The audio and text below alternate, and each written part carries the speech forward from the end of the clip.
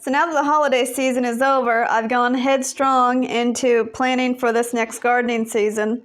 And I've had to go over the things that I grew successfully and unsuccessfully last year and what I enjoyed about my garden from last year and the years prior to that, and things that I didn't enjoy, and perhaps maybe the things I can do better this year. So I started going through some seed varieties and looking at some flowers maybe that I grew last year that I'd like to grow again. And anyways, with a gift card that I got from this past holiday season, I began looking into the seeds for the plants that I'd like to grow this year in my garden. And I do have plenty of seeds from last year's garden, but I do like to experiment a little and grow something a little bit new every year and slowly kind of collect the plants that I want to grow every year and the things that I can take room to experiment with. So anyways, this is where we start. For vegetables, I have this tomato Brandywine Pink because I really enjoyed having specialty varieties of tomatoes last year. And I would like to continue on in discovering new varieties of tomato plants that I can grow besides just cherry tomatoes and beefsteak tomatoes. And I also bought this heirloom rainbow mix variety, which has a whole lot of different specialty tomato varieties in it. So I can plant all of those seeds and I won't have any idea what I'm getting. So that'd be exciting.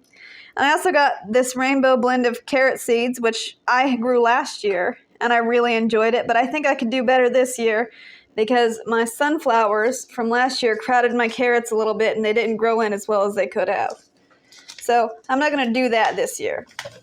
For flowers this year, I've decided to grow some similar ones to the ones that I grew last year, but I don't want to go and spend a lot of money on wildflower variety mixes because I don't know what I'm going to get, and I would like to try growing some specialty flowers. So the first one is something that I did grow last year, and these are 4 o'clocks. I had one single variety of 4 o'clocks that came up in my garden last year from just a wildflower seed mix. I didn't even know what it was. And it was a lovely addition to my garden, and I thought it was so interesting that I thought that I'd like to have it again in my garden this year, but in multiple different colors. So there's that. This one I've just seen around, and I decided that I would like to grow it, this Viola Johnny Jump Up seeds. I would love to grow this flowering plant. So I thought that would be nice. Now, I had zinnias last year, but I had rainbow mixes and giant mixes, and they weren't any specialty sort of thing. So this year, I got to looking into specialty kinds of zinnia varieties. And I got polar bear zinnias. And then I bought this variety pack, which I really bought for 2 of the seed packs that come in it, but there were 5, I believe. But it was cheaper to buy the variety pack than it was to just buy the 2 that I wanted. So I'm going to save the 2 that I really wanted for the end, but these are the extra ones that I ended up getting. Rose zinnias,